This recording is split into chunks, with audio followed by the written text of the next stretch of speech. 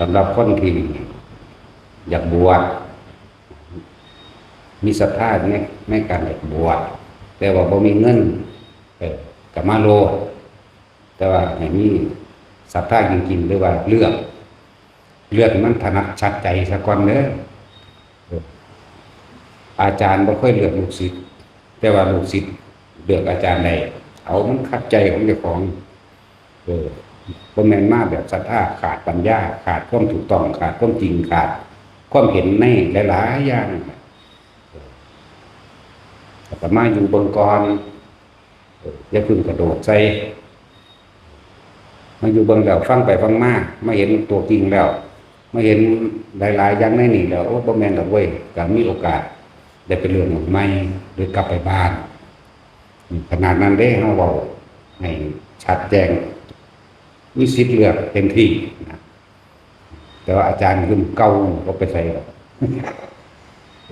นั่นแหละบอกทุกคนเลือกมันเองเด้บ่ได้ให้มาศรัทธางมง่ายเด้บ่ให้มาเสือบุคคลบ่ให้เสือบุคคลบ่ให้เสือคำเบาสึกให้มาเห็นมาสัมผัสรู้ด้วยตนเองว่าบ่แม่นบ่ถูกต้องกลับไปแต่ว่าล่ะแต่บ่เสียเวลาพวกเจ้าเนาะไปถูกเวลาพวกเจ้ามีค่าเด้เวลาของเฮาไร้ค่าก็เฮาบ่ได้มีเวลาถูกยุบไปแล้วบ่มีอนาคตแล้วก็บ่มีอดีตพร้อมถูกยุบนั่นแหละแต่ละคนให้เลือกขนาดนั้นสำหรับผู้อยากบวชบ่มีทุนบ่มีหยังกระสร้างสิเป็นเจ้าภาพให้ดอกรวมกับทุกๆคนนั่นแหละเจ้าภาพทุกคนรอจออย่างแต่บ่มีผู้บวชเนาะบ่อื่นก็ต้องหามากอะไรมาโลดนะโลคนสำหรับคนที่ว่าเคยมีคดีมาก่อนแต่ว่าพ้นจากคดีไปแล้วคดียาคดีติดคุกหรือคดียังก็แล้วแต่เถอะบวชได้แต่มันพ้นจากคดีอาญาทั้งโลกก่อนคดียังก็แล้วแต่เพราะว่าก่อนที่สิบวชทุกคนที่เข้ามาในนี้เขาเจ้าตรวจสอบประวัติเบิดได้หมายเลขบัตรประชาชนของเจ้านั่นเองเข้าไปในสถานีตำรวจเขาจะก็ขี้เบิ่งปุ๊บผู้นี้เคยติดยาคือบ่โกะจังซี่แล้วหาคนมาเท่าใดพูดแล้วแน่มันก็ยังอยู่ได้ก็มันพ้นแล้วแต่บ่แม่นหยังดอกสูบยาบ้า2 เม็ดคดีกระจอกเนาะนี่ก็แหละธรรมะห้องเปิดเผยได้ปิดบังมันเศร้าหมองบ่ผ่องใสนี่คือแสดงความจริงใจทุกคนตรวจสอบห้องหมายถึงว่าผู้สิบวชมาฝึกมาศึกษาบางก่อนเขามาคุกคลี่บางสักวันสัก2 อาทิตย์ละหรือเดือนก็แล้วแต่มั่นใจแล้วเว้ยกูเนี่ยบวชมันบ้าละแต่พอมั่นใจกับไปมันเสียเวลาเนาะมีอะไรนั่งว่าให้มาศึกษาโดยตนเองอย่าเชื่อเพราะการได้ยินได้ฟังสืบต่อกันมาเขาต้องมาพิสูจน์โดยตัวเขาเองอย่าตัดสินยืนยันใดๆทั้งสิ้นจากบุคคลผู้อื่นเข้ามาเบิ่งก็อีกเรื่องหนึ่งสำหรับผู้อยากบวชสถานที่นี้ให้โอกาสทุกๆคนอยู่แล้วนะสร้างตนฝึกคนให้เป็นพระให้เป็นผู้เสียสละเด้พระความจริงก็คือเสียสละออกเด้บ่แม่นคนผมมายึดเอาหยังเด้แต่สถานฝึกตนสร้างคนให้เป็นพระฝึกตนก็ฟังในคำว่าฝึกตนเฮาเป็นผู้แนะให้แต่ว่าผู้เขามาต้องฝึกเจ้าของเองนั่นบ่ครับฝึกเจ้าของเองแล้วเจ้าของยังละอารมณ์ใดบ่ทันใดหรืออันใดบ่ทันใดจังนั้นถ้าละได้แล้วนั้นจังสิเป็นพระ25%คือโสดาบันพระ50พระสกิทาคามีพระ75%ก็คือพระอนาคามีพระอรหันต์เป็น0แปลว่านั่นแหละบอกแบบนี้นะจังจักทั้งเบิดก็คือเอาคนปึกคนหนาปุถุชนปุถุแปลว่าหยังสั่นหมุนไปเลยเด้ ปุ พุทธุแปลว่าหม่นไปเลยชนดาดาดว่าสั่นปุถุชนคนหนาคนบ่ทันได้รู้จักหยังก็มาฝึกมาหัดดัดตนใดบ่แม่นผู้ใดเกิดมาบรรลุอรหันต์เลยเด้พระก็เอาจากคนนี่แหละมาสร้างคนสร้างตนเองให้เป็นพระเสียสละความเห็นแก่ตัวออกได้เบิดเห็นสัตว์นี่ก็อีกเรื่องนึงสำหรับคนที่ต้องการบวชมาโลดมันบ่มีเงินหยังจักบาทก็สร้างมาอยู่บังกรจะถูกตัดสินว่าผิดว่าถูกว่าดีว่าเลวเป็นหยังก็สร้างเบิ่งไปเบิ่งมาสัมผัสด้วยตนเองก็เพราะสันเสียว่าเดี๋ยวผมจักอุปนิสัยของคนโดยแท้จริงต้องอาศัยกันอยู่ร่วมกันนานๆสันดานมันจะออกเองสันดานดีก็ออกสันดานเลวก็ออกสันดานก็คืออารมณ์ความรู้สึกคือใจของคนคนนั้นแหละคนที่เสแสร้งแกล้งทำดีจะทำได้ไม่นานเพราะมันไม่ใช่สันดานของคนดีจริงๆคนดีจริงๆคือเป็นปกติของเขาช่วยเหลือคนก็ช่วยเหลือเป็นปกติบ่ได้มีการเสแสร้งนี่บ่ต้องการคำขอบคุณบ่ต้องการรางวัลใดๆทั้งสิ้นครับเป็นปกติเขาให้ท่านปกติช่วยเหลือคนเป็นปกติเห็นยังก็เป็นปกติเข้าใจคำว่าปกติบ่ปกติคือบ่คิดอยากได้นั่นจะเป็นนี่นั่นแหละปกติเป็นสั้นนั่นแหละคนดีเป็นทั้งสั้นไปตลอดส่วนคนบ่ดีเนี่ยการเสแสร้งเห็นทำไม่ได้นานดอกเพราะมันไม่ใช่ความจริงมาหลับแต่อย่างหนึ่งให้ทุกคนพิจารณาเอาเองแล้วก็การอยู่ร่วมกันก็เหมือนกันนะครับที่ว่าเป็นอย่างคือว่าที่แรกก็มาอยู่เบิ่งสะกอนจักอาทิตย์หนึ่งมาเบิ่งใจเจ้าของนั่งคนที่เขามาฝึกหัดอยู่ในนี่เริ่มต้นแรกเอาให้พักไปสะกอน1 อาทิตย์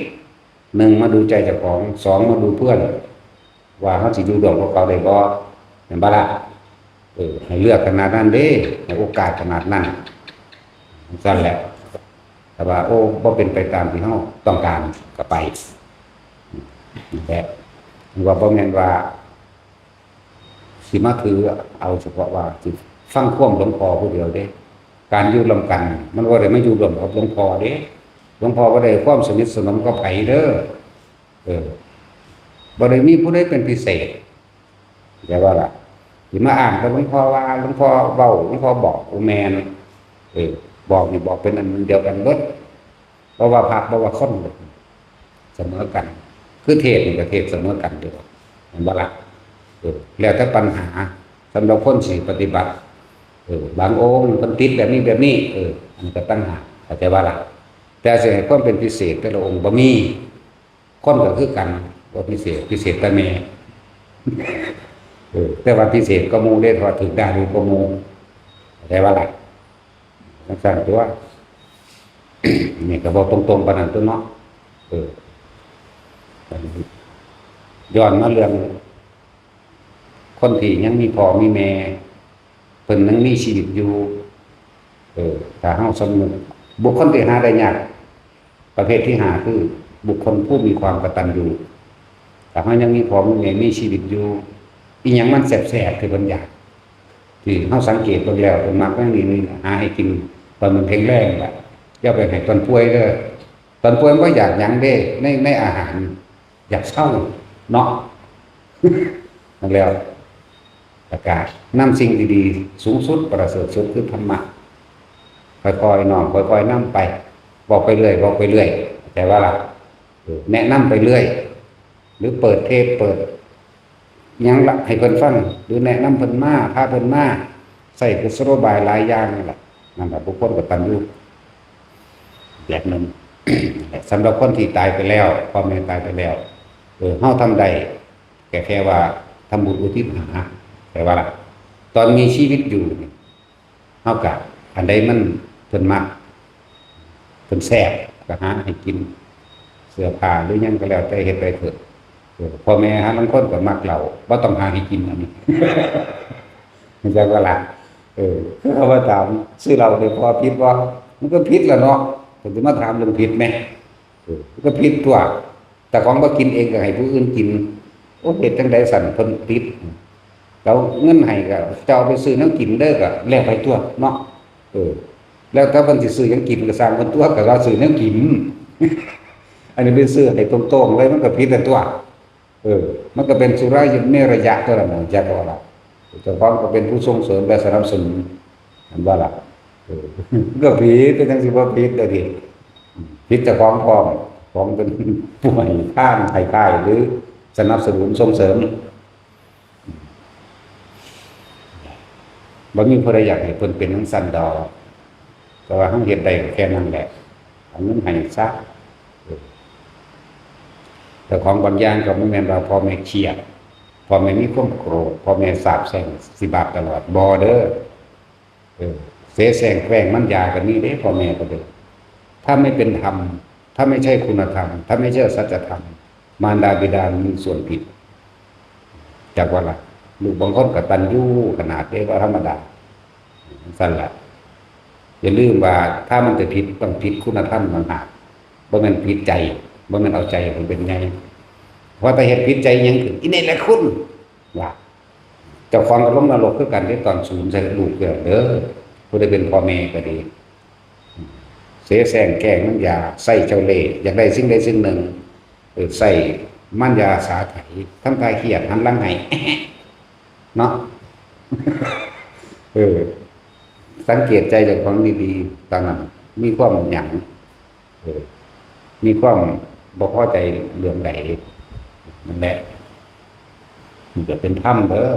เป็นความจริงอันหนึ่งที่ทุกคนต้องนำของมาพิจารณาเจ้าของบ่แม่นว่าสิเอาแต่ใจบ่แม่นว่าสิสาปแช่งเขาเด้บางคนดูเว้าธรรมะพ่อแม่ฟังด่าก็มีเด้หลังวังดีๆเด้ตัวนี้ธรรมะเป็นของประเสริฐสูงสุดธรรมะนั้นเป็นสิ่งที่พระพุทธเจ้าแสดงมาแล้วหรือเขาเห็นคุณเห็นค่าแล้วเขาก็อยากให้พ่อให้แม่เขาได้ดีแต่สำหรับผู้มีพ่อแม่อยู่ถ้าผู้พ่อแม่ตายไปแล้วเขาก็ได้เห็นแค่ว่าทำบุญอุทิศส่วนกุศลให้ทานรักษาศีลสวดมนต์ภาวนาท่องบทสวดต่างๆแล้วก็อุทิศไปได้ทั้งนั้นก็ไม่เห็นได้สำนักก็เห็นสำนักตัวแต่หลายคนที่ว่าทำให้ตอนเป็นดีกว่าตอนตายตอนเป็นก็ให้ตอนตายก็ให้เด้อบ่แม่นว่าไปโดยการในสิ่งหนึ่งตายแล้วให้ไม่ได้อย่างนั้นไม่ได้บ่แม่นพระสั่นเพิ่นที่บอกพระพุทธเจ้าที่สอนบอกให้ทำบุญอุทิศนะแม่นบ่ล่ะสำหรับที่มีชีวิตอยู่เฮาก็ให้หาให้ดีๆนี่แหละเท่าที่มีเท่าที่นั่นว่าไปทำเราที่ตายไปแล้วก็ทำบุญอุทิศหรือว่าสันสิมีมากแต่พระโมคคัลลาภาษาลิบุตรแม่เพิ่นยังมีชีวิตทั้งสองอยู่ได้ตอนชาตินี้อะไรได้บ้างล่ะยังมีชีวิตทั้งสองนั่งสาลีพระมณีแม่ภาษาลิบุตรพระอุปติสสะส่วนนั่งโมคคัลลีนี่พระมณีกับแม่พระโมคคัลลาเด้จากว่าล่ะแล้วตอนที่มีชีวิตอยู่แม่พระโมคคัลลาป่วยเพิ่นไปดูแลเองแต่ว่ามั่นยาสาไถเด้รู้จักบ่ล่ะแม่พระโมคคัลลาทำทาป่วยเด้จริงๆบ่ป่วยคักหรอกทำทาอย่างมีคนมาอกเอาใจเพราะเรามีลูกผู้เดียวหันหลังให้แซะกันจังซี่ลูกเข้าไปเว้าขอโลมเนี่ยหันมายิ้มหัวป้อนข้าวอ้าปากขึ้นเดียวเห็นไฟในช่องหัวใจก็จังซั่นแล้วนั่นเป็นมั่นยาสาไถเองบ่ก็ได้ป่วยแต่ว่ากูอยากให้คนมาเอาใจกูตอนมีชีวิตอยู่รังแกเบียดเบียนผู้อื่นเด้แม่ของโมคคัลลาก็ดีมักเอาเปรียบมักดูถูกคนเด้นั่นกรรมของตนเองบ่ล่ะมักดูถูกคนมักเอาเปรียบเด้อแล้วยังมานยาใส่ลูกตอนนั้นก็เป็นลูกตะร่างกายนั่นเด้อบาดบ่แม่นลูกทั้งใจเจ้าอีกเด้อเป็นขาดออกจากความอะไรอาวรณ์มันขาดออกจากอารมณ์ความรู้สึกไม่ความเป็นโตเป็นตนบ่แห้งเอาเด้แต่ว่าเพิ่นแสดงความกตัญญูเพื่อให้เป็นแบบอย่างแนวทางเป็นนิติให้กับกุลบุตรสุทธิดาเกิดใหญ่มากหมดไปหลังเด้แต่พระพุทธเจ้าเขาเพิ่นเป็นจังแสดงบ่ครับพุทธเจ้าเป็นลูกกำพร้าเด้กำพร้าแม่เกิดได้7 มื้อที่8แม่ก็ตายนะ เพิ่นยังนำสิ่งที่ประเสริฐสูงสุดไปให้แม่เพิ่นเพื่ออภิธรรม7คัมภีร์44,000พระธรรมขันธ์หลายกว่าหมู่บ่ส่วนอันพระวินัยเด้ก็24,000นั่นบ่ส่วนธรรมบทเด้ก็24,000มาบวกกันแล้วก็เป็น84,000แน่แต่อภิธรรมเป็นของสูงสุดแล้วเทศน์ในเมืองสวรรค์บ่ได้มาเทศน์อยู่เมืองมนุษย์เพราะอภิธรรมเป็นพุทธวิสัยอย่างเดียวบ่มีผู้ใดแตกฉานได้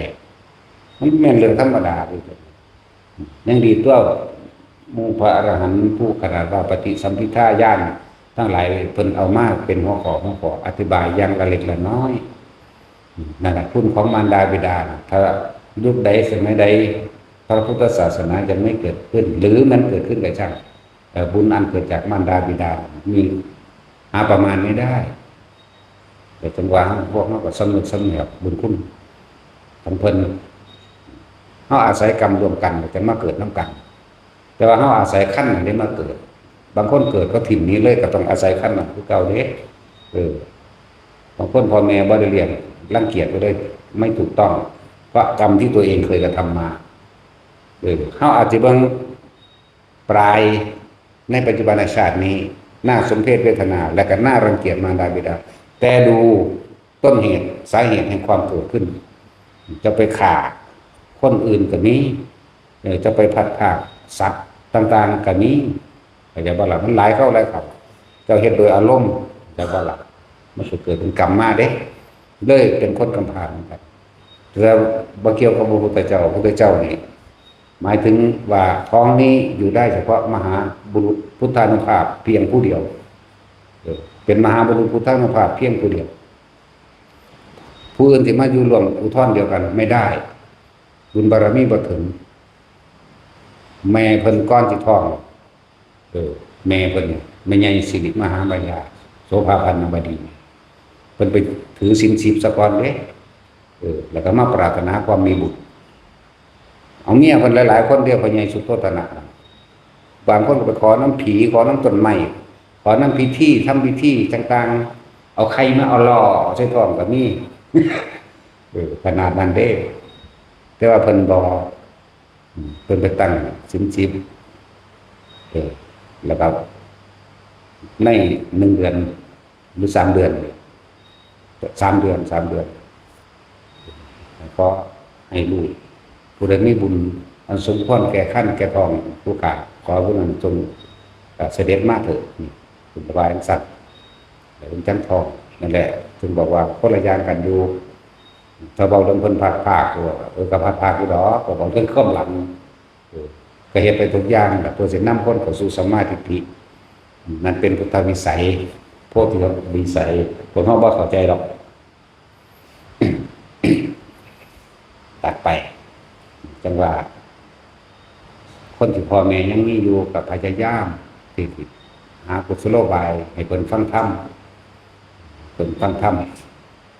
ตอนนี้มินได้ฟังมันได้เหตุให้เกิดดวงตาเห็นธรรมเนาะเพราะว่าเฮาบ่ฮู้ความจริงของเจ้าของเองตัวเองเกิดมาแท้ๆยังไม่รู้ความจริงของตัวเองว่าตัวเองเกิดมาเพราะความไม่รู้ว่าตัวเองเห็นแก่ตัวเป็นนั้นสิบ่แม่นเด้อการสร้างกรรมต่างๆเรามีกรรมเป็นพอกันคือการกระทำกรรมร่วมกันสมรู้ร่วมคิดร่วมกันมันจึงเป็นผลสำเร็จแล้วไม่คิดเจตนาอันเป็นสมรู้ร่วมคิดกับมารดาบิดาจึงมาเกิดร่วมกันเพราะกรรมเด้เพราะการกระทำร่วมกันคิดเจตนาร่วมกันแต่ต้องสั้นเลยและเรื่องจังสี่มันเป็นเรื่องที่ละเอียดเราอ่อนอยู่เรามีกรรมเป็นทายาทหมายถึงสิ่งที่ตัวเองทำไว้นั่นแหละจากบอกเป็นผู้รับผลของกรรมนั้นสืบไปไม่ว่าดีหรือชั่วสองอย่างใช่แต่บางคนที่พ่อแม่ตายไปแล้วเขาพยายามในการทำบุญอุทิศ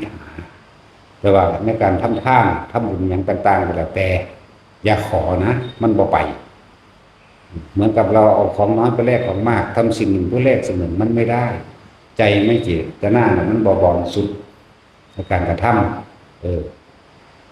มันเอาหลายอย่างถูกเนาะฟังตลอดผู้ฟังอยู่ตลอดสิพ่อเข้าใจหรอกฟังอยู่ตลอดผู้กระซากฟังอาจจะบ่เข้าใจ แต่ว่ากันคืออุปนิสัยของไปของมันที่สะสมมากเห็นในกันบ่ได้ว่ามันมีอยู่มือเดียวเท่านั้นแหละที่ว่ามารดาบิดานั้นตกนรกมหาอเวกีกษัตริย์สันชีวานรกกษัตริย์โลลุวะกะนรกกษัตริย์ตาปะกษัตริย์อุสุทะกษัตริย์เวตรณีกษัตริย์มังนักเพียงใดกษัตริย์ในเปรตทั้ง12ชนิดกษัตริย์แม้สัตว์เดรัจฉานนี่คือเพิ่นเอาผู้ตกทุกข์ได้ยากเดี๋ยวเราในวัน15 ค่ำเดือน 7เป็นวันที่พุทธเจ้าจุติจากสันดุสิตเทพสันดุสิตลงมาสู่พันธโพธรขั้นพ่อแม่ผมมันเรียกว่าพุทธาธิฐานพุทธาธิฐานเด้อำนาจพุทธาธิฐานมันเฮ็ดไว้ในพวกเฮาเฮ็ดในกุลบุตรทั้งหลายผู้ระลึกถึงบุญคุณของมารดาบิดาได้กระทำบุญติหาแม่เป็นได้อยู่บ่ได้ใช่บ่เฮ็ดเอาตอนนี้แม่เป็นอยู่เดี๋ยวนี้เขาก็เฮ็ดให้พ่อแม่ของเขาใน7 ชาติที่แล้วเข้าใจบ่นี่เฮ็ดไว้ก็เดี๋ยวนี้โลดเฮาบ่ไปถ่าบุญน้ำไผเด้ถือว่าแม่เป็นพ่อเป็นก็ได้เนาะบ่ต้องมากุศลายังไงเฮาบ่ต้องมาทำบุญอีหยังให้มันพอก็พอแล้วคือมันบ่เอาไปเกิดใช้อีกมันบ่เอาไปเป็นต่อทุนอยู่ทางใดบ่ได้เอาบุญไปเป็นทุนไปในภายภาคหน้าก็บ่เอามันพ่อแต่ว่าแบบสั่นแล้วที่เฮ็ดผ้าเฮ็ดไปซื่อๆนี่บอกว่ากุลบุตรสุธิดาท่านใดก็ตามต้องการยกฐานะตนเองขึ้นมาจากบัดนี้จงตอบแทนคุณมารดาและบิดาของตนเองเถิดแม้ผู้ที่เพิ่นมีชีวิตอยู่แล้วก็หาในสิ่งที่เพิ่นที่เป็นประโยชน์บ่เป็นโทษคือหยังคือเหล้าคือยาแต่ว่าที่เป็นประโยชน์คืออย่างอาหารยารักษาโรคขนมที่อยู่อาศัยดูแลกันไปกันมาให้เครื่องอำนวยความสะดวกนี่คือเพิ่นยังมีชีวิตอยู่นั่นแหละแต่แทนคุณตัวนั้นสำหรับผู้ที่ร่วงรับไปแล้วหมายถึงคนตายแล้วก็ทำบุญอุทิศหาอยู่เรื่อยๆอยู่เนื่องๆเอาแหละแต่ว่ามื้อนี้มันเป็นมื้อพิเศษ15 ค่ำเดือน 7นี่มารดาบิดาแม้นตกนรกเพียงใดก็ช่างผู้ใดต้องการสืบค้นก็หาอ่านพระไตรปิฎกพระสูตรเพิ่นเทศอยู่3 ครั้งบางทีก็บ่ได้ใส่ชื่อคำว่าอุลัมพนาสูตรจักสูตรใดล่ะชื่อว่าได้ถ้าอ่านไปนี่ก็เกี่ยวกันนี่ก็เกี่ยวกันนี่ก็เกี่ยวกันมาเรื่อยเด้เทศกับภาษาลิบุตรยังดอกจักสูตรยังบ่ลืมแล้วแต่ว่ามันชื่ออะไรแต่ว่าอุลัมพนาสูตรมีในหันล่ะทุกคนไปศึกษาเอาเองแต่บ่มั่นใจแม้ว่าจะทำบุญแบบใดก็ช่างให้เห็นความเห็นแก่ตัวของเจ้าของเด้อเขาจะทำแบบใดก็ตามไปให้เห็นความยึดมั่นถือมั่นให้เห็นอารมณ์ของตัวของเองให้เห็นความเห็นแก่ตัวให้เห็นว่าอันนั้นท่านแล้วยังเป็นเจ้าของท่านแล้วยังหวังผลในท่านยังไปมีจิตผูกพันในผลทางท่านว่าเราจะได้ดังนั้นหรือไม่นี่แล้วพอจะบ่ค่อยเว้าเรื่องอานิสงส์ของท่านอานิสงส์ของบวชอานิสงส์ของหยังก็แล้วแต่บ่ค่อยเว้านานๆจังเว้าที่นึงอานิสงส์ของการสร้างวิหารอานิสงส์ของการสร้างธรณีแผ่นดินสงฆ์จังซี่ผู้อื่นเพิ่นเว้าอยู่แล้วแต่เฮานี่เอามื้อเดียวเลยแต่ของเฮ็ดไว้แท้ๆมันไผสิไปลักแท้เดี๋ยวนี้แม่นบ่ล่ะคือหน้าที่ผู้อื่นเพิ่นก็เว้าอยู่แล้วสร้างแท่นพระพุทธรูปหรือประดับตกแต่งพุทธรูปหรือซ่อมพุทธรูปหรือยกฐานะอย่างต่างๆเกิดขึ้นถมดินถมที่สั่งดินสั่งวิหารนั่นสิมันก็เป็นของเฮาอยู่แล้วไงอันสงหาประมาณบ่ได้อยู่แล้วเดี๋ยวนี้มันก็แล้วแต่บ่เว้าปานใดคนมันสิไปถือเอานั้นจังซั่นแหละเลยเบาทั้งบัดนี้เบิ่งความเห็นแก่ตัวเจ้าของเบิ่งอารมณ์ที่เข้าไปยึดมั่นถือมั่นเด้อันนั้นก็ของกูอันนี้ก็ของกูหรือเวลาเฮาให้ทานน่ะก็จะไปแนมมือแนมตีนเพิ่นหลายใส่กูน้อน่ะจักว่าล่ะนั่นแหละมันยังเป็นเจ้าของอยู่แต่มันขาดไปเลยบ่หวังผลในทานบ่มีจิตผูกพันในผลในทานบ่มุ่งการสังสมในความอยากได้อยากดีอยากมีอยากเป็นบ่เอาจักอย่างสละแล้วสละเลยแล้วแต่เพิ่นจักว่าล่ะสิบ่เฮ็ดมีประโยชน์บ่มีจักอย่างดอก บาทหนึงสลึงหนึงเฮาเราคิดอยู่ว่าสั่นมันพอแห้งอยู่เด้ว่าสิไปซอยเหลือคนจนหรือน้ำท่วมหรือซอยโรงเรียนหรือคนป่วยหรือคนบ่มีเงินการศึกษาเนี่ยเฮาก็ซอยเด้สั่นแล้วยังว่าสาธารณกุศลประโยชน์มันละในคือมันเป็นประโยชน์โดยสาธารณะมันนี่ก็ทุ่มเต็มที่อันนี้สร้างถนนหนทางนั่นล่ะสร้างวัดสร้างว่าสร้างกุฏิวิหารต่างๆขุดน้ำปลูกต้นไม้แบบบุญอันหาประมาณบ่ได้นึงคือปลูกต้นไม้เด้อคนธรรมดาเด้อย่างเฮาเคยฟังนิทานตะกี้เนาะขุดน้ำบ่อกอสลาเห็นบ่แต่ว่าเฮาก็ได้ยินซำนั้นบ่มีผู้ใดอธิบายปานนี้คือในมัคคะกับหมู่พวกบริวารทั้งหลายกับพุทธเจ้าเฮานี่แหละในมัคคะก็เลยหมู่พวกบริวาร32คนพากันขุดสระน้ำปลูกบัวข้างๆปลูกผักปลูกผลไม้รากไม้ปลูกต้นไม้สร้างถนนหนทางแล้วก็ศาลาไว้นำริมทางไว้แล้วก็แจกโรงทานแล้วก็เวลาเพิ่นให้ทานนี่เพิ่นสิให้ความเคารพเด้จึงมีชื่อว่าท้าวสักกะเทวราชสักกะแปลว่าหยังสักกะแปลว่าผู้มีความเคารพนอบน้อมผู้มีความอ่อนน้อมสักกะนั่นน่ะสักการะนั่นแหละสักการะบูชานั่นแหละสื่อเพิ่นมีหลายสื่อแต่ว่าโดยตำแหน่งว่าพระอินทร์เฮาเข้าใจว่าเป็นผู้เขียวๆบ่แม่นบ่เขียว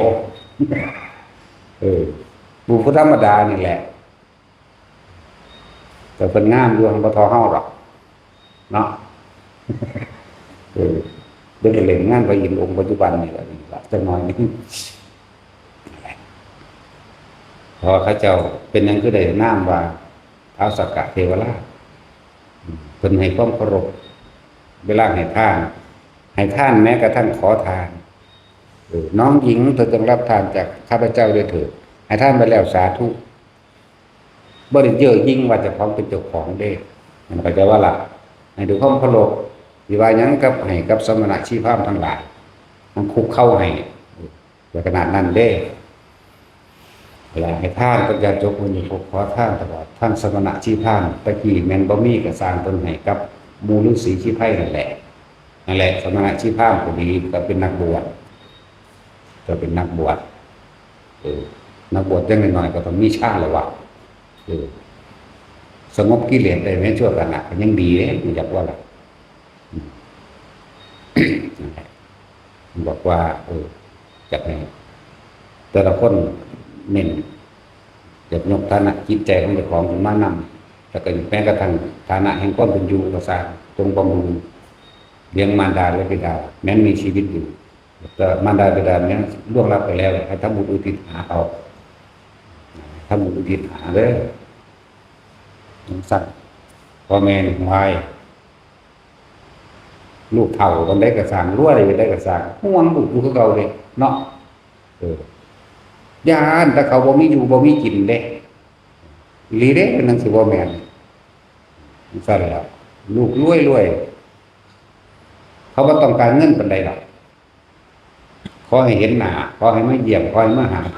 เนาะสั่นแล้วคือเกี่ยวนั่นกับเขาอุทิศบุญพระพุทธเจ้าก็บ่ได้ว่านั่นก็เป็นความกตัญญูว่าพระพุทธเจ้าจะได้รับใหม่ว่าซั่นบ่เพิ่นบ่เอาดอกแต่ว่าเพิ่นดีใจอยู่เพิ่นปลื้มปิตินำอยู่ว่าลูกเฮานี่เป็นคนดีเนาะแค่ระลึกนึกถึงเพิ่นก็พอใจแล้วล่ะเพิ่นบ่เอาดอกเด้อสำหรับผู้ว่าอุทิศบุญให้พระพุทธเจ้าน่ะแค่เฮาเฮ็ดนำเพิ่นสอนเพิ่นก็ปลื้มใจแล้วพอใจแล้วเพิ่นก็พอแล้วถ้าอยากรู้ก็ไปถามเพิ่นเบิ่งคนที่ไปเห็นเพิ่นได้ก็ต้องเป็นประเภทเดียวกันอยากว่าล่ะนอกเรื่องแต่ว่าก็ในเรื่องคือจังเฮาบ่มีแนวสักการะบูชาเฮาก็เลยต้องเอาดอกไม้มาธูปเทียนมาเนาะอันใดที่เฮามีบ่มีแนวสื่อสารมันเป็นเครื่องสื่อสารคือดอกไม้จังซี่หรือแม้กระทั่งการบูชาด้วยขันด้วยเข่าใส่ขันมาก็ย่อมจังซี่กระแทนดอกไม้ซาจะว่าให้กันเพราะว่าพระพุทธเจ้าบ่กินเลยก็บ่กินลิ้นๆนั่นแหละ ถูกแต่ว่ากินตัวเทียนกับว่ากินดอกไม้กับว่ากินคือว่าตำหนิดอกไม้เนาะนั่นว่าล่ะแต่ว่าเอาน้ำเป็นนีพระตำหนิว่าเพิ่นว่าสันดอกไร้สาระว่าได้ไร้สาระเด้อมันเป็นสื่อทางจิตอันนี้เป็นเครื่องสื่อผ่านเฮาบ่คือความเคยชินของคนเวลาคนดีนี่อยากมีของฝากเนาะบ่คือคนเลวอยากมาเอาของเขาเป็นสั่นเด้คนดีอยากมีของฝากเลยก็เลยมันบ่มีหยังมาให้ก็ดอกไม้นั่นแหละเป็นตัวแทนเป็นของฝากได้กับพ่อได้ปฏิสัมพันธ์คุยกันนั่นนี่ตัวสั่นแล้วมันบ่ผิดหยังดอกเอาจิตใจพี่เป็นสื่อทางใจไปกระสันผู้ใดบูชาดอกไม้เพิ่นก็ยังบอกบูชาดอกไม้ทุกเทียนและของหอมรูปไล่ไปตามสถานลานพระเจดีย์ก็ยังเป็นบุญเป็นอานิสงส์ไหมเขาเอาตัวพี่แล้วตัวดีใจปลื้มใจสิได้เฮ็ดสิได้ดอกไม้ก็เป็นซื้ออย่างไรเขาก็เหมือนกันสิกินพระเจ้าบูชาเขาพระพุทธเด้อนั่นนี่เด้อเขาก็บ่ว่าจังซั่นแล้วบ่เขากินเหล้าเมายาน้ำบานก็บ่ไปบาเขาไงเนาะจังซั่นแล้วบ่เขาปลุกเสกเรียกยันคือบ่ไปว่าเขาแน่มันบ่แม่นหนทางคนทุกข์คือบ่ไปว่าเขาอันนี้มันก็เป็นแนวทางน้อมออกไปสักก่อนแม้กระทั่งการร้องการร่ำบูชาก็ถือว่าเป็นการบูชาเขามีของดีสำนั่นจักว่าล่ะมีอยู่บ่คนมาร่ำบูชามีมันจังสิบ่มีมันเป็นสิ่งที่ดีที่สุดเขาแล้วอันนั้นแหละเป็นเครื่องสื่อสาร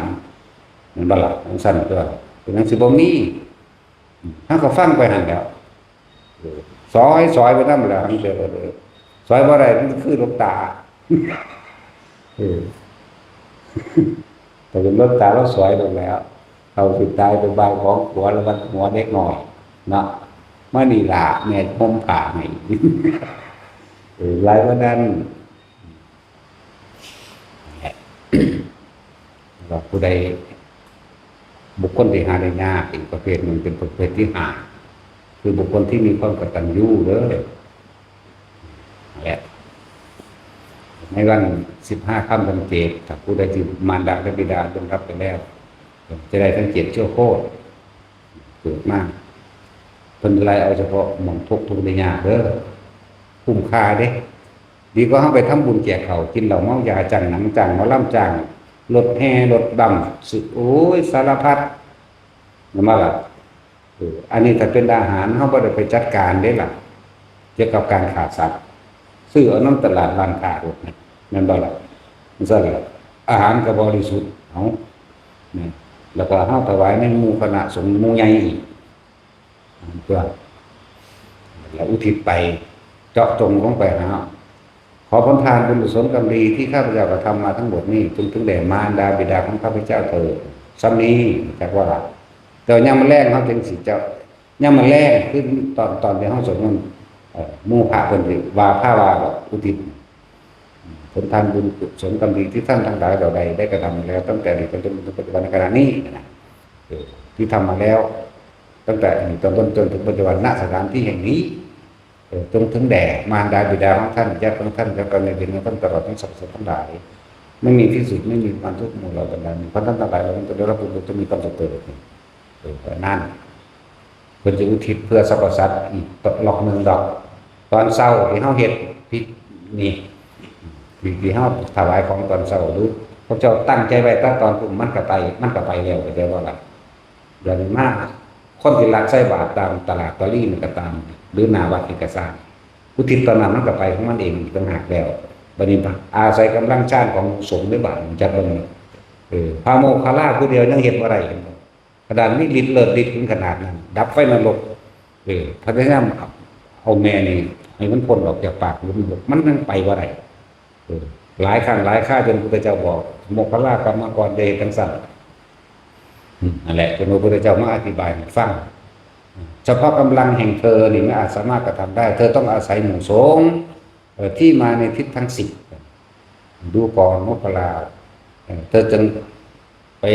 เรียกว่าจัดเตรียมอาหารทั้งหวานข้าวตลอดทั้งหาได้และบอกสิว่ามีหยังก็แล้วแต่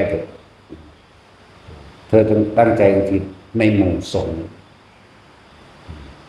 ท ที่มาในทิศทั้ง10ตะกี้เพิ่นกับพระหลายเนาะมีแต่พระอรหันต์หลายๆตะกี้นะมันก็บอกตามตำรานี่มีพระพุทธเจ้าเป็นประธานเพิ่นก็ตรัสไว้เพิ่นก็ให้อุปถากของเพิ่นไปสร้างกุฏิให้พระโมคคัลลาก็สีหลังภาษาลิบุตรก็สีหลังนี่อุปถากก็ใหญ่กระดอกมันก็จะขึ้นเป็นศาลมันสงสารแล้วนั่งวิสาขาจริงๆมั้ยนั่งเขมาเศรษฐีนวโกฏเศรษฐีทั้งเก่าอุปถากเพิ่นแม่เดี๋ยวยังบ่ได้เบิดตัวเนาะอุปถากเฮาจะซ้ำใดแล้วมันก็ถากเฮาอยู่แล้วเนาะถากน้ำแข็งน้ำขาเฮาเลือดกระดูกถากเฮานี่แหละถากขึ้นเลือดมันสั่นอุปถากเฮาได้พิจัยก็ด่าคุณละ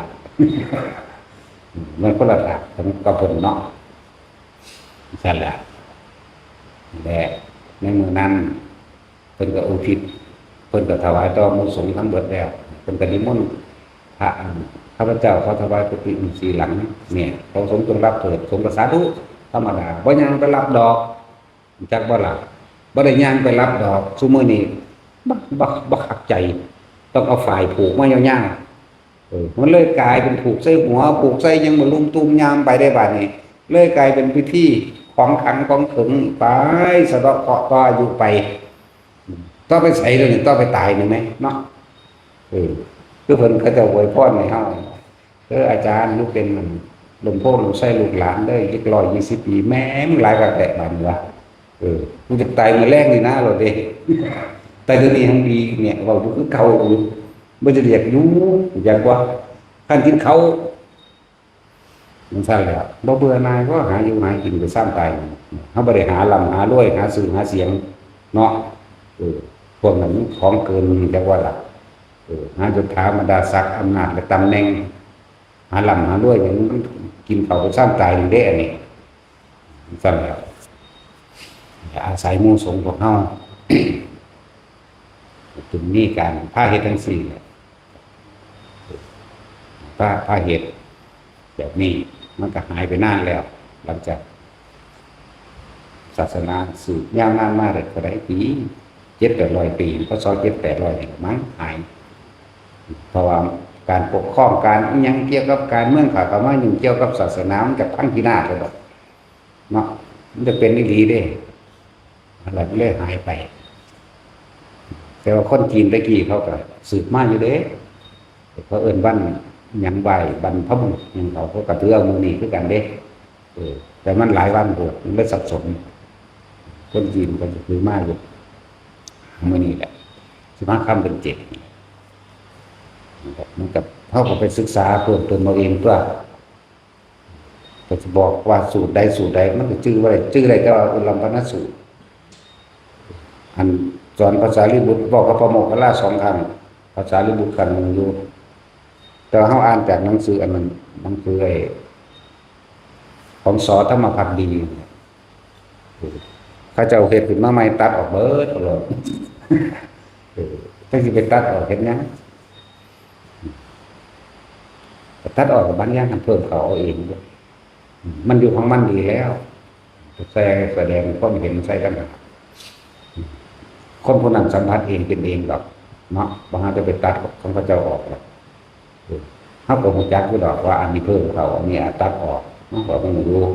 แต่มันก็ว่าแม่นแค่ว่ามาในเฉพาะพระไตรปิฎกมาในที่ต่างๆบันทึกต่างหากก็มีเด้คือประวัติบ้านนั้นบ้านนี้เนี่ยมันก็บ่ได้ทั่วไปนั่นบ่สืบค้นจากเอกสารหลักฐานหรือสืบค้นจากศาลาหมายถึงศิลาลักษณ์กระเบื้องจานหรือหินสลักอย่างที่น่าสืบค้นจากทั้งสั่นคือจังอันนี้แล้วมหาธารณปริตจังซี่มันมีทั่วไปบ่ล่ะก็บ่มีสาราการวิชาสูตรจังซี่มีทั่วไปอยู่บ่ล่ะ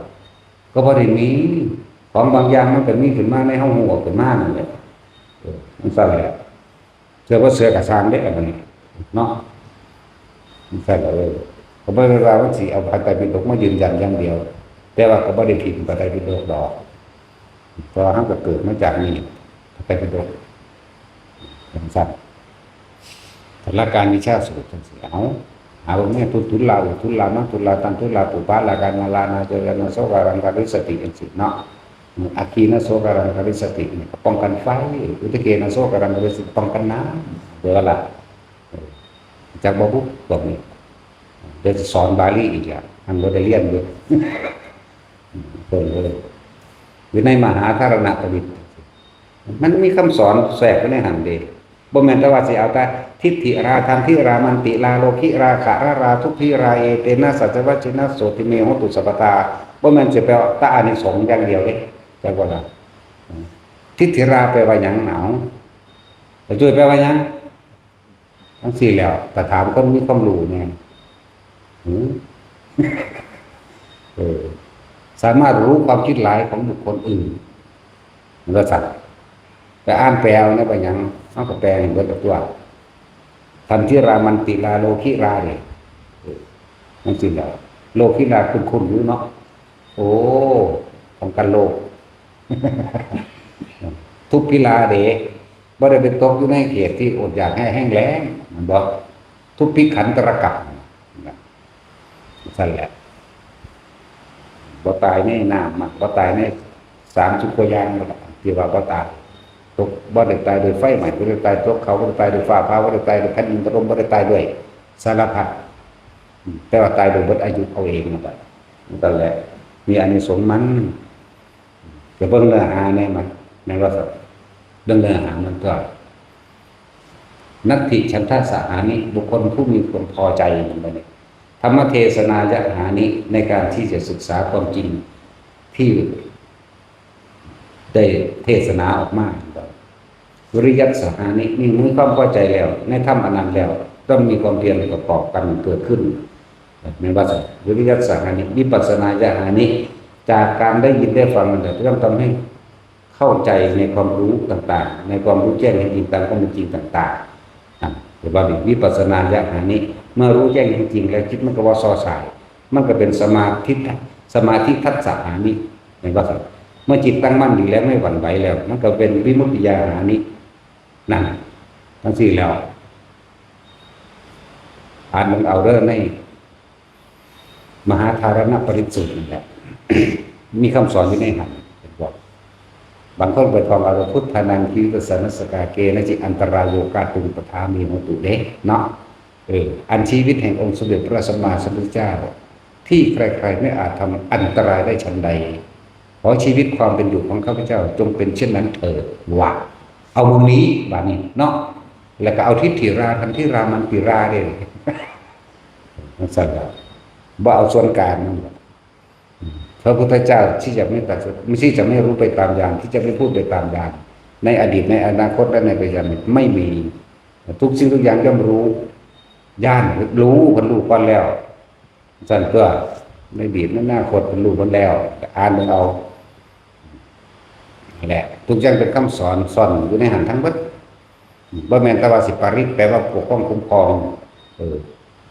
มันมีในหันแหละคือจังอันนั้นรัตนปริตจังสิในภาษารัตนปริตมันแปลว่าจังได๋บุคคลผู้ถือเอาพระพุทธพระธรรมพระสงฆ์นั่นแหละใจของเฮาบ่ได้ถูกรบกวนจากการไปถือเอาหมู่ผีสางนางไม้เทวดาต่างๆอันเป็นมงคลนอกเข้าใจบ่มันซั่นแหละมันก็เป็นการปกป้องของพ่อเองเป็นผู้ห่างไกลแล้วจากอบายภูมิเองได้ล่ะบ่หาถ้าบรรลุได้หลายบาทมันนั่นสิมีส่วนในการบรรลุข้างบนได้อีกตอนหนึ่งเด้นั่นแหละคำว่าปริตเหมือนว่าปริตวัตกะปริตนกขุมคำสอนคนให้ถือสัจจะว่ามันต้องสร้างแล้วคนให้ถือสัจจะได้หน่อยมันถึงว่าบุคคลตั้งขึ้นมั่นด้วยสัจจะยังสิสู่สัจจะนี่รักษาได้กฎหมายก็รักษาเฮาบ่ได้ซ้ำสัจจะดอกแล้วบ่ล่ะเพราะกฎหมายก็บ่ได้มีป้องกันตายผู้ใดๆเนาะป้องกันป่วยได้อยู่บ่ออกกฎหมายป้องกันความป่วยผู้ใดเถิดเนาะพวกอัยการศาลนั่นนะตีประทับตาโป่งลงห้ามป่วยเบิ่งดูจะได้อยู่บ่เนาะห้ามแก่ห้ามตายมีอยู่บ่มีสั่นแล้วในวิทยาศาสตร์ก็คือการสร้างเครื่องป้องกัน เสื่อมแก่เก็บป่วยตายคุณนะเนาะก็เหลือจากไล่เรียกศาสตร์ตายก่อนนี่มันคิดหลายมันประสาทนั่นแหละเดี๋ยวก็บ่มีผู้ใดมารักษาความตายผู้ใดได้อีกเราต้องพึ่งตนเองตามข้อมันจริงสักรัตกะปริตนกขุมพูนพวกกันต่างๆเอาไปแต่งใหม่โอ้นกขุมแตกออกจากเปลือกไข่เบาไปคือถ้าคาถาปลาจอนเรียกฝนกับทองอยู่หันแหละเนาะมันเป็นสัจจะอันนั้นเพิ่นไปเห็นเกิดความสลดสังเวชเพิ่นจำศีลตะบันพุทธเพิ่นมาน้ำแห้งเบิดแล้วแหน่งสงสารหมู่สัตว์ลูกน้ำรวมกันได้กุ้งหอยปูปลาต้องเป็นเหยื่อของนกของแห้งต่างๆสารพัดเกิดก็เมตตาสงสารก็ตั้งสัจจะศีลหรือสัจจะที่เขากล่าวรักษามาดีแล้วถึงเสว่าสิปรารถนาสิ่งใดสิ่งหนึ่งบ่มีเลยรักษาเอาไว้มีเพราะความเมตตามีความเมตตาสงสารสัตว์ทั้งหลายเพราะจะเห็นผู้ใดตายอันเป็นเพื่อนร่วมโลกอันเป็นเพื่อนเกิดแก่เก็บตายด้วยกันทั้งหมดทั้งสิ้นฝนเจ้าจงตกลงมาเถิดตกลงมาเพราะว่าคนใส่สัจจะก็หมายเพิ่นคาถาปากังมั่งอันนี้แหละก็คาถาปาคอคาถาปากังพอเข้าหนึ่งยังไว้แล้วคาถาแมวเนาะเอาแมวใส่ผงไปแล้วโหดน้ำเดินในภาษาจนว่ามันตายกว่านี้มันเป็นโรคปอดนั่นสั่นแหละผู้แบนนั่นแหละคือคนเห็ดพระพุทธเจ้าคนกำหนดรู้โดยพยานของตนเองเด้บ่แม่นทำนายลักษณะว่าโดยตำราเด้เป็นทั้งสั่นแหละรู้โดยพยานกำหนดรู้ของเพิ่นแล้วสั่นกันจังเว้าบ่ผิดอะไรพระพุทธเจ้าส่วนเฮาบ่เป็นหยังแล้วอยากด่าก็ด่าไปเด้ถ้าผิดเด้จังด่าเขาว่าแต่ละคนพวกเจ้าสิได้ความแปลกได้ความเข้าใจได้ความเทียบเนาะจากการได้ยินได้ฟังเขาเทศตั้งมืออยู่ดอกเนี่ยบ่มีกับน้ำถึงมันเทศเนี่ยเพราะองค์อื่นๆคนเทศแล้วเขาเรียกว่าเทศเทศแนวมันเนี่ยคนว่าท่านได้เทศจังซี่แล้วคือเอาธารณปริญญาสารการวิชาสูตรนำกันมาจังซี่เทศภาษาเฮามันเข้าใจง่ายบ่ฮู้ว่าลีจักโตก็เข้าใจได้ผู้ใดก็มีหูดังผู้ใดก็หายใจเป็นเนาะแบบอันนี้คำของพระพุทธเจ้าถ้าบ่ศึกษาจริงๆมันก็บ่แม่นของเข้าใจได้ง่ายบ่แม่นภาษาเฮาเป็นภาษามคธภาษาบาลีคือเป็นนั่นแหละยังอานาปานสติภาษาผู้ใดมีความสงบแม้เพียงชั่วขณะละข้อมือเดียวเราก็กล่าวว่าไม่ห่างจากฌานนั่นสิถ้าไปคิดหาเหตุผลของมันได้บ่เนาะคิดหาความหมายเลยเวลาใดก็สร้างที่เฮาไม่คิดถึงสิ่งอื่นเลยทำความรู้สึกอยู่กับเพียงแค่ลมหายใจเข้าออกแม้ชั่วขณะหนึ่งนี่แหละแปลว่าเป็นผู้มีความเพียรเผากิเลสหรือเพ่งอยู่หรือไม่ห่างจากฌานเวลานั้นอุปกิเลสทั้งสิ้นดับไปนี่แหละเพิ่นว่าแม้ชั่วขณะเดียวมาคิดตอนนั้นบ่มีกิเลสเลยหรือบางองค์เพิ่นก็ให้อยู่ในทุติยฌานยังละวิตกะวิจารณังอุปสมาอัจตังสัมปสาทนังเจตโสนี่จิตตั้งนั้นเจตโสเอโกทิภาวังอวิตกังนี่วิตกวิจารหายไปอวิตกังอวิจรังวิเวกจันปิติสุขังจิตสงบเป็นวิเวกอยู่เฉพาะลำพังเพียงผู้เดียวนี่แค่ว่าอาการปิติเกิดขึ้นนี่ก็ว่างเว้นเป็นผู้ไม่ห่างจากฌานในขณะนั้นกิเลสทั้ง1,500อย่างบ่เกิดมีเราคนจะบอกว่าไม่ห่างจากฌานเป็นผู้มีความเพียรเผากิเลสอยู่ก็หมายเอาง่ายๆเฮาบัดผู้ใดจับจุดอุณหภูมิได้แล้วไปอยู่กับอุณหภูมิเลยนั่นแหละเฮาบ่แม่นเพียงชั่วขณะแค่ลัดข้อมือเดียวหรือชั่วขณะเหยียดแขนออกหรือคู่แขนเข้าเฮาเฮ็ดได้นานกว่านั้น1 นาทีสงบจากกิเลส1 นาทีจากนั้นไม่มีกิเลสเพียงดำเนินเข้าใจบ่ เนี่ยถ้าว่าจริงๆผมว่าเข้าใจตอนนี้เรียบเสมอกันจากว่าหลักมันมีกิเลสเกิดพุทธขึ้นมาได้นิดๆหน่อยๆก็บ่มีแล้วก็ว่าการทรงชั้นกับเรื่องชาติเนี่ย เป็นการเป็นเรียกว่าเป็นสมาธิแล้วเป็นจิตตั้งมั่นดีแล้วในขณะนั้นกิเลสเกิดบ่ได้เรื่อนว่าสงบแล้วจากอุปกิเลสอุปแปลว่าอุบัติขึ้นกิเลสไม่สามารถอุบัติขึ้นได้เพราะอาศัยลมหายใจเข้าออกหนึ่งสำหรับคนที่ฝึกไปแล้วบ่จับลมกับชั้นเรื่องบ่คิดหยังตอนนั้นอาการปิติเกิดเลยนี่เป็นชั้นที่สองอุปกิเลสเกิดบ่ได้แต่ว่าเราไม่สามารถอุบัติขึ้นได้อุปคืออุบัติกิเลสอุบัติขึ้นมาได้เกิดขึ้นไม่ได้เพราะเฮาบ่คิดอันที่สามสุขทุกข์หายไปเหลือแต่ความโล่งๆโปร่งๆเบาๆสบายอันนี้นี่ก็เป็นอันที่สามและเหลือแต่การเฝ้าคอยระวังความคิดเท่านั้นแหละบัดจังสั่นฝึกไปเรื่อยๆแล้วเฮาจะเข้าใจมันเองดอกเฮาสิเข้าใจตัวเฮาเองเฮาสิเห็นความคิดเฮาเองบ่มีผู้ใดเห็นความคิดเฮาได้เท่ากับตัวเราก็ได้ยินได้ฟังบ่เฮาบ่เชื่อดอกว่าผู้ใดฮู้ว่าละจิตละเจ็ดน่ะมาฮู้แน่นี่คิดอยู่แล้วนี่มีอยู่บ่เฮาหามันเห็นดูเนาะมันก็ปากเว้าซื่อๆนั่นแหละบ่มีผู้ใดรู้ความคิดไผเท่ากับตัวเองเด้อไม่มีใครรู้ความรู้สึกของตัวเราเท่ากับตัวเราเองอีกนั่นมันน้อมมาใส่ล่ะแต่ว่ามาหากับตนเองที่โบราณการบางที่เพิ่นบอกว่ามีความสงบแค่เพียงช้างพับหูงูแลบลิ้นหรือเพียงแค่ชั่วขณะสายฟ้าแลบเนาะพระพุทธเจ้าว่าเพียงแค่รัดข้อมือเดียวหรือเพียงแค่เหยียดแขนออกคู่แขนเข้านั่นเลยว่ากิเลสมันสงบแล้วเพิ่นเลยว่าเป็นผู้ไปห่างจากฌานชาติมันต้องวางจริงๆต้องเป็นอุเบกขาเรียกว่าล่ะมันจังได๋ว่าเป็นผู้สงบแล้วจากอุปกิเลสไม่มีอุปกิเลสเพียงดังเนินมันเรียบมันบ่มีนู่นขึ้นมันบ่มีหยังบางทีมันก็จะยากว่าผู้ใดอยู่ในลมหายใจใดเขามีอาการปีติเกิดขึ้นระหว่างการที่เฮาได้นั่นแหละสงบแล้วนั่นแหละอุปกิเลสเกิดบ่ได้ในตอนนั้นเป็นผู้ไม่ว่างจากฌานเป็นผู้ไม่ห่างจากฌานก็ว่าไปฟาดแม่งแต่ช่วยหมานั่นนะเอาอีกแล้วนี่เป็นแมวยังกูบ่ได้เอามาเลี้ยงเด้มาเอาเองเนาะหมาดำต้องก็แซ่บก่อนก้อยหมาแมงกินซะบ่เนาะนั่นแหละก็สั่งเฮ็ดหมาแดดเดียวแต่พ่อขาวน้ำมูนี่ออมใส่น้ำเอามันไปใส่ละโอ้ยากขาไปแล้วออมใส่ปักใส่มันติข้าวอยู่ผมไปเกลียดหน่อยกันนึงเนาะกินว่าตัดสินเนาะมันจะมันพี่กินเอาให้มันใจในตัวนี้โลดแต่ละคนแล้วก็เป็นวิธีที่ง่ายแล้วก็อยู่กับตนเองหูดังอยู่ในเฮาเองลมหายใจก็เป็น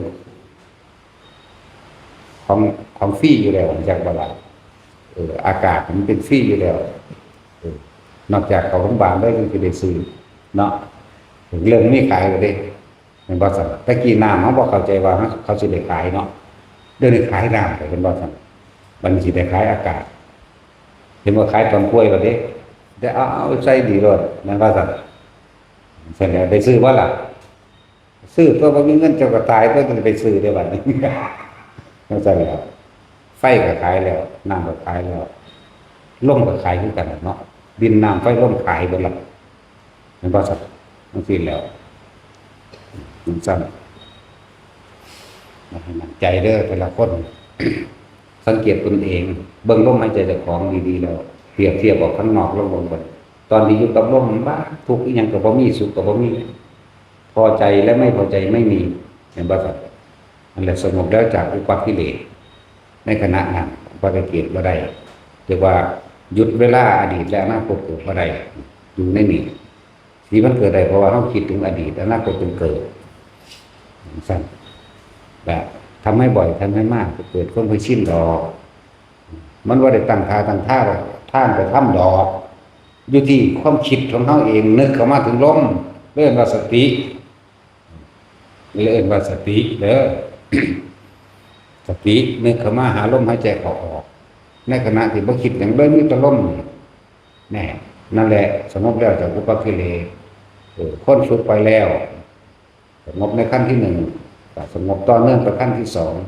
สงบต่อเนื่องไปขั้นที่สามเริ่มชาติหนึ่งสองสามสื่อมันชาติไปว่าเพ่งชานะไปว่าเพ่งอยู่เห็นอยู่รู้สึกอยู่แปลหลายแปลอะไรยังก็เลย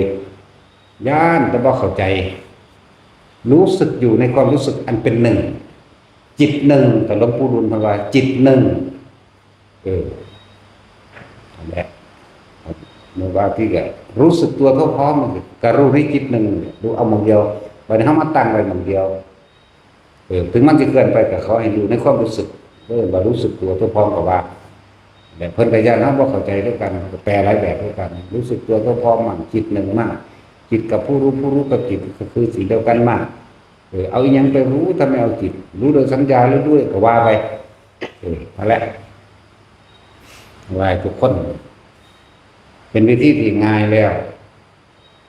เพราะว่าส่งจิตออกนอกหมายถึงว่าเขาไปคิดถึงบุคคลสัตว์จริงของอันเป็นอดีตถ้ามันคิดถึงอดีตแล้วอนาคตมันก็เกิดเราได้เลยอดีตกับอนาคตมันเป็นสิ่งเดียวกันสุขกับทุกข์เป็นสิ่งเดียวกันความปรารถนานั่นแหละเป็นเหตุให้เขาเวียนว่ายแต่เกิดปรารถนายังคนนอกแต่ว่าปรารถนาความสุขนอกเลื่อนไว้เห็นแก่ตัวเห็นตั้งแต่ให้เสียละก็เห็นแก่ตัวออกไปทั้งเบิดพระอรหันต์อารมณ์พระอรหันต์เขาก็บอกแล้วเนาะพวกเจ้าบ่มีอารมณ์เลยนั่นแหละพระอรหันต์เป็นทั้งสั้นมันจักว่ามันบ่สูญในไผได้มันบ่ดีใจกับไผพร้อมมันแสดงตามภายนอกซื่อๆเด้ว่าเป็นกิริยาตอบรับกันซื่อๆเด้สูญปึ้งขึ้นมันบ่มีดอกมันสั้นแล้วดีใจนั่นนี่มันก็บ่มีอีกเป็นกิริยาตอบรับธรรมดาโดยสัญญาโดยกายซื่อๆเด้มันสั้นแล้วบ่มีผู้ใดเป็นจังไดก็เป็นละไปเบิ่งของเจ้าของเอาเองมันสั้นแล้วจังว่าเฮ็ดไปเถอะตอนที่เฮาอยู่ในลมหายใจกิเลสมันดับแล้วจะบ่อุปกิเลสเกิดบ่ได้แล้วนี่ถ้าพวกเจ้าอยู่ได้ตลอด24ชั่วโมงจนตายเอามันมีสุขมีทุกข์มันมีดีใจเสียใจอยู่บ่มันบ่มีเด้นั่นน่ะอันนี้ว่าเฮาอาศัยพระปัญญาเฮาอาศัยเชื่อมั่นความตรัสรู้พระปัญญาของพระพุทธเจ้าจากที่ฤาษีชีไพเขาเจ้าชาติกับชาติเดียวกันนั่นแหละไม่ได้ต่างกันชาติ4หรือชาติ8ก็ตามอันเดียวกันติดตรงที่ว่ายึดมั่นถือมั่นกับไม่ยึดเท่านั้นอันนี้บ่ยึดหูเห็นอันนั้นเป็นแค่เครื่องอยู่ชาตินี่เป็นเครื่องอยู่อยู่ไปมันก็เห็นเองแบบในอนิจจังอนัตตาก็ว่าไปนิจจังทุกขังอนัตตาก็ว่าไปสุดยอดแห่งความรู้ก็อยู่ที่พระไตรลักษณ์นั่นแหละอันอื่นๆเป็นเนื้อหยาบอกแนวทางต่างๆเอาทุกคนมั่นใจในลมหายใจเจ้าของนึงอยู่กับความรู้สึกกายเจ้าของมันสิเป็นที่1ที่2ที่3ก็ช่างมันเถอะเป็นอย่างคือมี1มี2มี3มี4พออาการมันเกิดเพิ่นก็เลยต้องบอกเกิดความรู้ความเข้าใจความบ่สงสัยเอาหน้าบ่ได้ละนิวรณ์ตัวเดียวได้เหมือนกันเป็นอันว่าอุปกิเลสเกิดบ่ได้แล้วหน้านิวรณ์แปลว่ากังวลสมมุติว่าคนติดความสงบนั่นแหละมีความกังวลญาณก็สงบเลิกบากามฉันทะกามหรือว่าแม่นแต่ว่าจะไปผัวไปเมียไปผู้สู่สาวได้คำว่ากามนี่กามโมกาเมกามังนี่ก็แล้วแต่นี่จะบอกว่ากามความยินดีพอใจในรูปในรสในกลิ่นในเสียงความยินดีพอใจที่จะทำแค่ความสงบนี่ก็กามเขาจะว่ากามมันแปลว่าจังซี่ความยินดีพอใจกามนั่นแหละถ้ามีความยินดีพอใจแล้วมื้อนี้กูคือบ่สงบมันเป็นแมงอย่างนั้นวิกิจิตาสงสัยไว้กันบ่แล้วก็ทีนมิทธะไปต่อไปตรงนี้เป็นงอๆง่อยๆเศร้าซึมปฏิฆะก็เกิดความหรือว่ามันเป็นน้ำคนนั้นผู้นี้พวนออกนอกไปแล้วมันบ่ล่ะจังซั่นแล้ว ปฏิฆะบ่พอใจอันนั้นบ่พอใจอันนี้เนี่ยนั่นแหละเอิ้นว่านิวรณ์กังวลนั่นแหละแปลเอาง่ายๆโลดกังวล กังวลอันนั้นกังวลอันนี้อยู่เพราะสำนักสนิทแต่มีสติรู้อยู่กับลมหายใจมันสิเอาหยังมากังวลเด้อผู้ไปกันสอนแล้วก็อยู่ในอุณาโลมเด้อง่วงๆอยู่ในหัวในหน้าผากแล้วตัวไปกันสามบ่องค์ลงอยู่ดอกว่าให้มันเบายากให้มันเด็กเนาะสุขสัจจะปะหานาทุกขสัจจะปะหานาเด้สุขก็หายไปทุกข์ก็หายไปเด้จักว่าล่ะความพอใจกับบ่พอใจมันเกิดบ่ได้เด้มันเลยจักสิว่ากูสิว่าได้เนาะองค์ลงนั่นแหละซึ่งลึงก็ว่าอันว่ามันบ่แม่นซึ่งลึงแบบตัดสินเด้มันบ่จักหยังเด้มันซึ่งลึงคนละซึ่งลึงเด้จะโลว่าไปจากสิ่งที่มีที่เห็นเด้บางทีคิดหยังก็คิดบ่ออกเด้คือจังตาจุ้ยนี่คุ้นๆหน้าคุ้นๆซื่อนี่บัดสิบ่ออกเด้เลยซึ่งลึงไปเลยเลยปล่อยเลยบ่นำต่อเด้นี่นั่นแหละเรื่องสั้นแหละเฮ็ดไปแต่ชั้นสีมันเข้าจักว่าล่ะมันเข้ามันดับสัญญามันตัดสัญญามาเจโตวิมุตติก็ได้เจโตสมาธิก็ได้แต่ทั้งนั้นจิตตั้งมั่นหรือพ้นจากความคิดทั้งปวงจักว่าล่ะเดี๋ยวนี้เฮากำลังงงในศัพท์อีกอันนึงอยู่เจโตวิมุตติเป็นจังไดเจโตสมาธิอันเดียวกันนั่นแหละก็มาจิตมันตั้งมั่นดีแล้วแต่ว่ามันเข้ามันบ่รู้สึกตัวมันไปว่างอยู่ซื่อๆจักว่าล่ะ อย่างนั้นคือฌานสี่กับอัปปนาฌานกับอัปปนาสมาธิมันก็ต่างกันแต่ว่าทีเดียวว่าอารมณ์เหมือนกันนั่นแหละแต่ว่าอัปปนาสมาธิมันตั้งมั่นทั้งที่มีสติรู้อยู่เห็นอยู่แต่ว่างจากสิ่งที่รู้ที่เห็นแล้วว่าอัปปนาสมาธิบ่แม่นอัปปนาฌานสูงสุดแห่งฌานคำว่าอัปปนาว่างยังยิ่งเหมือนกันแล้วลองเอาอารมณ์นั้นกับอารมณ์นี้มาอันนั้นคือมันตัดสัญญาอันนี้แต่ว่ามันมีสัญญาแต่ว่าบ่ปรุงแต่งต่อในสัญญามันจบจักว่าล่ะผู้เพิ่นอันนั้นแล้วเพิ่นบ่เฮ็ดหยังอีกดอกแต่ว่าเพิ่นเฮ็ดเป็นตัวอย่างซื่อๆอย่างเช่นเดินจงกรมมั่งเบิ่งลมมั่งเพิ่นก็เว้าไปนั่นแหละบ่เฮ็ดหยังเด้เบิดงานก็บ่ฮู้สิเฮ็ดไปเป็นหยังอีกมันบ่มีแนวเป็นเนาะสำหรับเพิ่นเด้นั่นแหละเขาก็บ่เคยเห็นดอกพระอรหันต์เป็นใดเลยบ่ได้เห็นกับภาพอยู่เบิ่งนั้นมันโตจังไดเนาะเอาสมาทาน